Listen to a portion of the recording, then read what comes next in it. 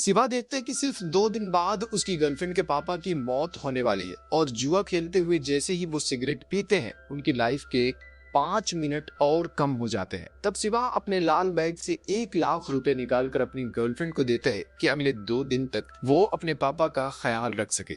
आज एक ऐसी बिल्कुल नई कहानी आपको सुनाने वाला हूँ, नाम है चिरंजीवा। तो आप लोग वीडियो को लाइक करो और मैं कहानी शुरू करता हूँ। तो इस कहानी की शुरुआत में हम शिवा को देखते हैं। वो एम्बुलेंस ड्राइवर है और पेशेंट्स को लेकर हॉस्पिटल जा रहा था। तभी एम्बुलेंस के सामने एक भैंसा आता है और उसे बचाने के चक्कर में शिवा का एक्सीडेंट हो जाता है। हॉस्पिटल में शिवा को होश आता है तो शिवा का दोस्त उससे मिलने के लिए आया था। शिवा उससे कहते कि यार, एम्बुलेंस के सामने अचानक से भैंसा आ गया था और उसे बचाने के चक्कर में एक्सीडेंट हुआ है। लेकिन शिवा का फ्रेंड कहते हैं कि सीसीटीवी फुटेज में तो कोई भैंसा नहीं दिखा, बल्कि तेरा तो खाली सड़क पर एक्सीडेंट हुआ है। शिवा ये सुनकर थोड़ा सा कंफ्यूज हो जाते हैं तो शिवा का फ्रेंड उसे आराम करने के लिए कहते हैं और वहां से चला जाता है। शिवा को ज्यादा चोट नहीं लगी थी तो थोड़ी देर के बाद डॉक्टर्स भी उसे डिस्चार्ज कर देते हैं। शिवा हॉस्पिटल से बाहर आता है और जैसे ही सूरज की रोशनी उसकी आंखों पर पड़ती है तो वो अपनी आंखें बंद कर लेता है। फिर आंखें खोल कर देखता है तो उसके सामने जितने भी लोग थे सबके सर पर घड़ी की तरह कुछ दिखने लगता है जिस पर अलग अलग नंबर्स लिखे हुए थे। शिवा को समझ में नहीं आता कि आखिर इसका मतलब क्या है। वो एक आदमी को रोक कर पूछता है तो दूसरे आदमी को वैसा कुछ दिखाई नहीं दे रहा था और ये दोनों शिवा को पागल समझने लगते हैं। तभी शिवा भीड़ में खड़े एक आदमी को देखते हैं जिसके सर पर 5 मिनट का टाइमर चल रहा था। शिवा उस आदमी को ध्यान से देखने लगता है। वो आदमी सड़क पर खड़ा होकर वीडियो शूट कर रहा था और जैसे ही 5 मिनट बीतते हैं उस आदमी का एक्सीडेंट हो जाता है और उसकी मौत हो जाती है। अब शिवा को अंदाजा हो जाता है कि लोगों के सर पर उसे जो दिख रहा है वो शायद उनकी बची हुई जिंदगी है। कंफर्म करने के लिए वो हॉस्पिटल में जाते हैं। ऐसे पेशेंट्स को ढूंढ रहा था जिसके बचने के चांसेस बहुत ही कम हो, लेकिन टाइमर में उनकी उम्र दिख रही हो। तभी वहाँ एक एक्सीडेंट केस आता है। शिवा लड़के के पास जाकर ध्यान से देखते हैं तो टाइमर के हिसाब से अभी भी वो 82 साल और जीने वाला था। लेकिन डॉक्टर उस लड़के के माँ बाप से कहते हैं कि कंडीशन बहुत क्रिटिकल है, ऑपरेशन करने के बाद बचने के सिर्फ 5% चांस है। लड़के के घर वाले ऑपरेशन के लिए पैसे जमा कर देते हैं, बहुत मायूस होते हैं। लेकिन ऑपरेशन के बाद डॉक्टर बताते हैं कि वो अब खतरे से बाहर है। ये सुनकर शिवा को यकीन हो जाता है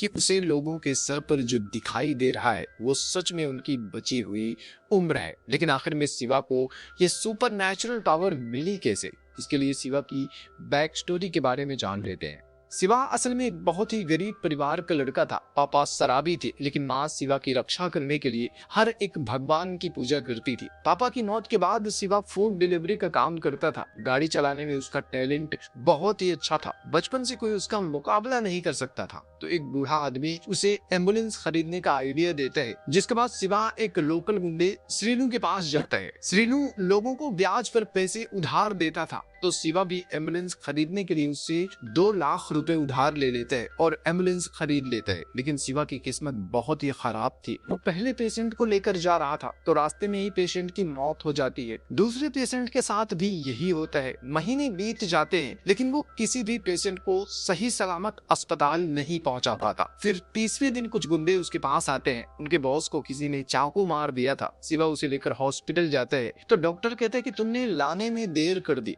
खून बहुत बह गया है, ऑपरेशन के बाद ये बचेगा कि नहीं कोई गारंटी नहीं है। ये सुनकर गुंडे शिवा को मारने के लिए दौड़ाने लगते हैं और भागते हुए शिवा खुद को बचाने के लिए पुलिस स्टेशन में सरेंडर कर देता है और पुलिस वाले उसे जेल में डाल देते हैं। गुंडे पुलिस स्टेशन के बाहर उसे मारने के लिए तैयार खड़े थे। तभी उनमें से एक गुंडे को हॉस्पिटल से कॉल आता है तो पता चलता है कि बॉस का ऑपरेशन हो गया है और अब वो खतरे से बाहर है। जिसके बाद गुंडे भी वहाँ से चले जाते हैं और पुलिस वाले भी शिवा को छोड़ देते हैं। शिवा घर आता है। आज उसे श्रीनू को अपनी पहली किस्त चुकानी थी। शिवा अलमारी में रखा पैसा निकालने जाता है तो पैसे वहाँ नहीं थे। पूछने पर उसकी माँ बताती है कि उन पैसों से उन्होंने पूजा करने के लिए यमराज की एक नई तस्वीर खरीदी है। शिवा ये सुनकर गुस्सा हो जाता है। अपनी माँ को डांटने लगता है कि तुम पहले से ही इतने सारे भगवानों की पूजा कर रही हो, कुछ फायदा हुआ है इसका? इनमें से कोई भी मेरे लिए कुछ नहीं करेगा। शिवा गुस्से में वहाँ से चला जाता है तो उसकी माँ यमराज की तस्वीर को अपनी गोद में लेकर रोने लगती है।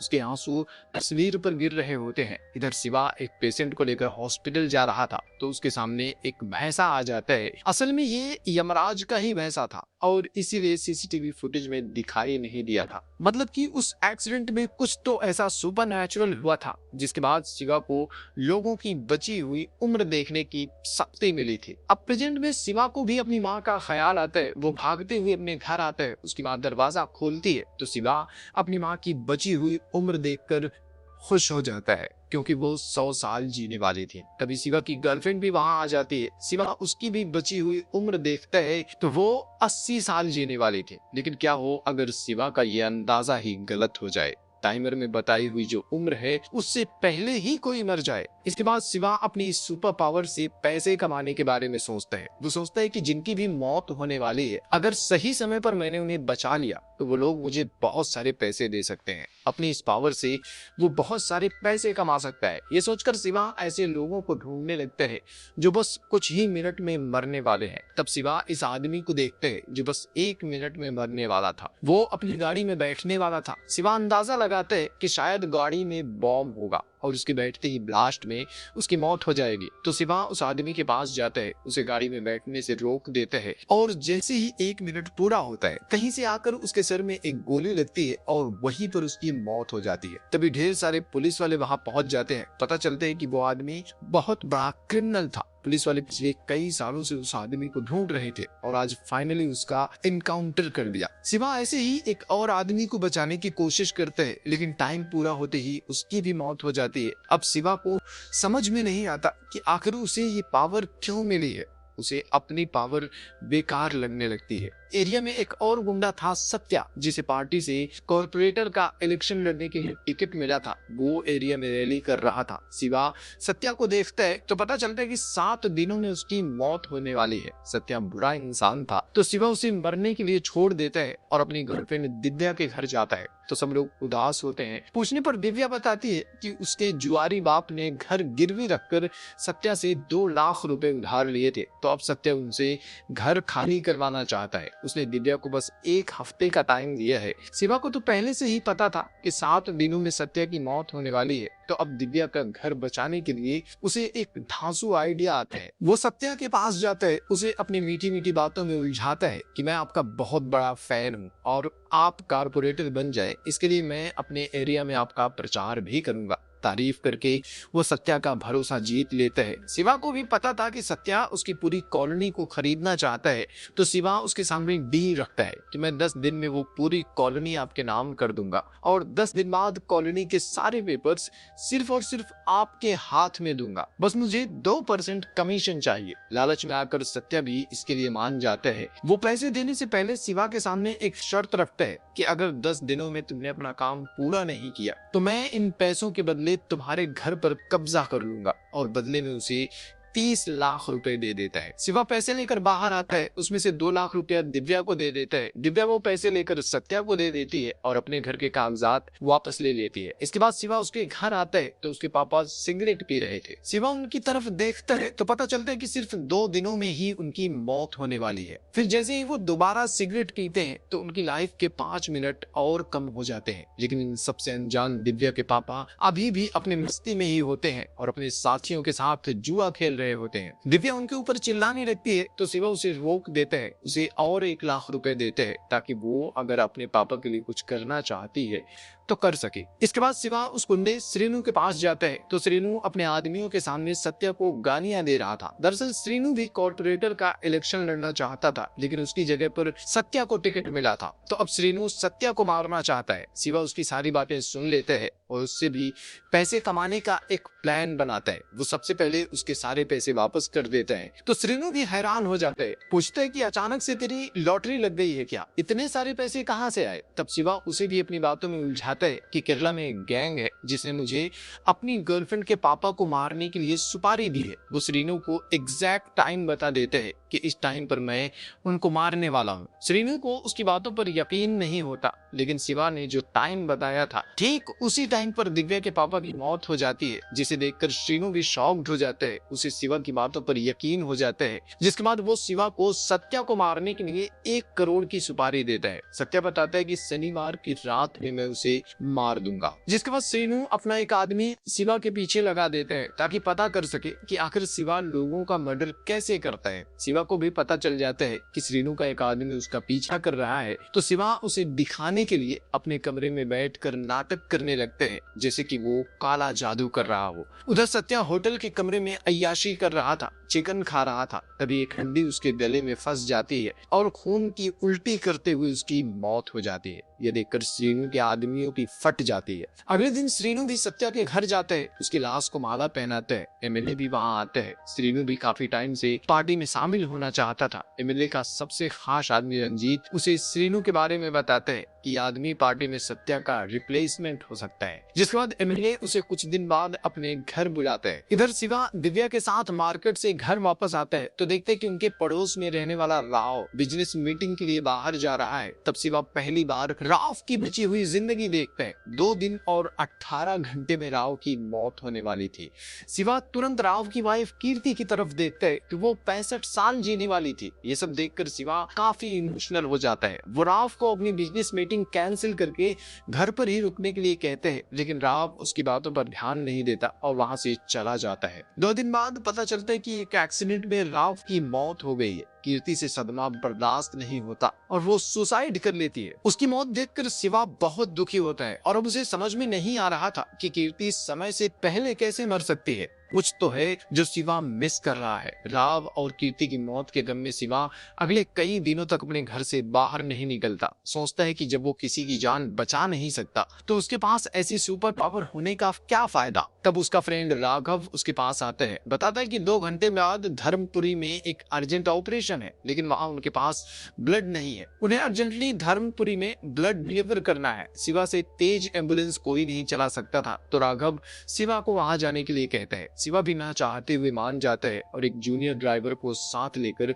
धर्मपुरी चला जाता है। टाइम से ब्लड डिलीवर कर देता है, लेकिन वापस आने से पहले एम्बुलेंस खराब हो जाती है। तब शिवा एम्बुलेंस जूनियर ड्राइवर के पास छोड़कर वापस घर जाने लगता है। तभी उसे अपने सामने ठीक वैसा ही भैंसा दिखाई देता है जैसा एक्सीडेंट से पहले उसे दिखा था। सामने यमराज का मंदिर भी होता है। तो अब शिवा मंदिर में जाते हैं तो मंदिर का पुजारी भक्तों को यमराज के बारे में बता रहे होते हैं। शिवा भी खड़ा होकर उनकी बातें सुनने लगता है। पुजारी बताते हैं कि पूरी दुनिया में यमराज के सिर्फ 2 ही मंदिर हैं, एक तमिलनाडु के तिरुचित्रवरम में और दूसरा यहाँ तेलंगाना के धर्मपुरी में। लोग यमराज को सिर्फ प्राण हरने वाला मानते हैं, जबकि वो तो बस अपना कर्तव्य निभा रहे हैं। ब्रह्मा ने मनुष्यों की आयु लिखी है, लेकिन आयु का कम होना या ज्यादा होना ये मनुष्यों द्वारा किए जा रहे पाप और पुण्य पर निर्भर करता है। प्रवचन खत्म होने के बाद पुजारी शिवा के माथे पर तिलक लगाते हैं तो उसकी दिव्य शक्ति को पहचान जाते हैं। शिवा भी उन्हें सब कुछ बताता है। कहते हैं कि मैंने कुछ लोगों को बचाने की कोशिश की थी, लेकिन इस शक्ति से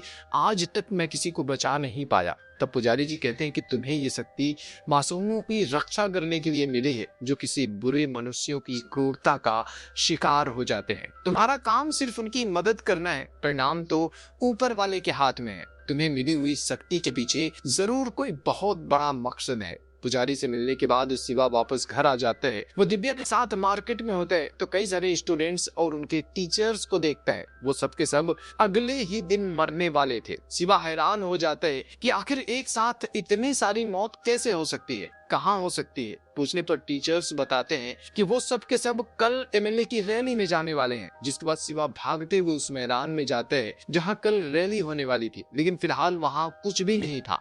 शिवा को लगता है कि शायद रैली में कोई बॉम्ब ब्लास्ट होने वाला है, जिसके बाद वो सारे लोग मर जाएंगे। इन्हें बचाने के लिए रैली को रोकना ही होगा। तो शिवा भागते हुए पुलिस स्टेशन जाता है। इंस्पेक्टर से कहते हैं कि एमएलए की रैली में कुछ तो बुरा होने वाला है, इस रैली को रोकना होगा। लेकिन उसके पास अपनी बात को साबित करने के लिए कोई प्रूफ नहीं था, तो इंस्पेक्टर उसे भगा देता है। जिसके बाद शिवा कमिश्नर की ऑफिस में कॉल करते हैं, आतंकवादी की तरह बात करते हैं कि वो एमएलए की रैली में ब्लास्ट करने वाला है। कमिश्नर इस बात को सीरियसली लेते हैं और एमएलए की रैली रुकवा देते हैं। इधर एमएलए को पता चलता है तो वो परेशान हो जाता है कि आखिर उसका प्लान लीक कैसे हो गया। वो अपने आदमियों से पुलिस स्टेशन में कॉल करने वाले के बारे में जानकारी निकालने के लिए कहते हैं और प्लान लीक होने का उसका सबसे पहला शक होता है श्रीनु पर। है। दरअसल 2 दिन पहले श्रीनू एमएलए से मिलने के लिए उसके घर आया था। वो एमएलए का इंतजार कर रहा था तो थोड़ी देर के लिए वॉशरूम में चला जाता है। इधर एमएलए अपने खास आदमियों के साथ कमरे में आते हैं और अपनी ही रैली में बॉम्ब ब्लास्ट करने की प्लानिंग करने लगते हैं ताकि आने वाले इलेक्शन में उसे सिंपैथी मिले और वो चुनाव जीतकर गृह मंत्री बन सके। वॉशरूम में खड़ा श्रीनू उसकी सारी बातें सुन लेते हैं। तभी पानी गिरने की आवाज से एमएलए को भी पता चल जाता है कि वॉशरूम में कोई है। श्रीनू बाहर आता है लेकिन एमएलए के सामने दिखावा करता है कि जैसे उसने कुछ भी नहीं सुना था। खैर अब प्रेजेंट में एमएलए के आदमी श्रीनू को पकड़ कर लाते हैं। एमएलए उसकी धुलाई करते हैं लेकिन श्रीनू कहते हैं कि मैंने किसी से कुछ भी नहीं कहा। सेम टाइम पर एमएलए के आदमी शिवा को भी पकड़ लेते हैं क्योंकि उसी ने पुलिस स्टेशन में कॉल किया था। एमएलए श्रीनू को छोड़ देते हैं और लोग शिवा को कुर्सी से बांध देते हैं। शिवा एमएलए से कहते हैं कि तुम्हारी रैली में किसी ने बॉम्ब लगाने की योजना बनाई थी, मैंने तुम्हारी जान बचाई है। तो एमएलए उसकी पिटाई करने लगते हैं कि तूने मेरा ही प्लान चौपट किया है। वो शिवा को अपनी सारी क्राइम स्टोरी बताने लगते हैं कि एमएलए बनने के लिए उसने अपने ही बाप को मार दिया था और अब होम मिनिस्टर बनने के लिए उन बच्चों को मारने वाला था। वो शिवा को भी मारने वाला होते हैं। तभी शिवा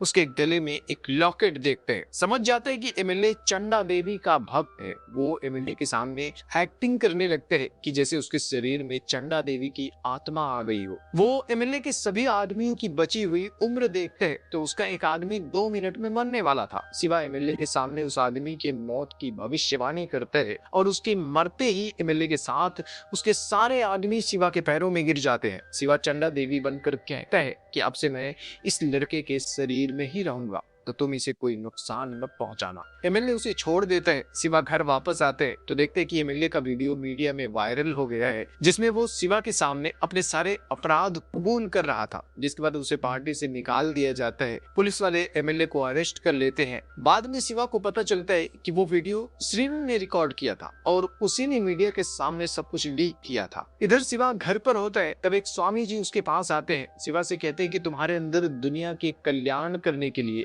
असीमित शक्तियां हैं और तुम उसका प्रयोग अपने निजी स्वार्थ के लिए कर रहे हो। अब समय आ गया है कि तुम अपनी शक्तियों का अध्ययन करो। वो शिवा को अपने साथ लेकर जाने लगते हैं और इसी के साथ ये फिल्म भी खत्म हो जाती है। सोचो अगर आपको भी लोगों की बची हुई जिंदगी देखने की शक्ति मिल जाए तो आप क्या करोगे? कमेंट में अपनी फैंटेसी जरूर बताना। वीडियो को लाइक कर देना, अच्छी लगी तो शेयर भी कर देना और चैनल को भी सब्सक्राइब कर लेना। जल्दी मिलूंगा आपसे एक और नई वीडियो के साथ, तब तक के लिए थैंक यू।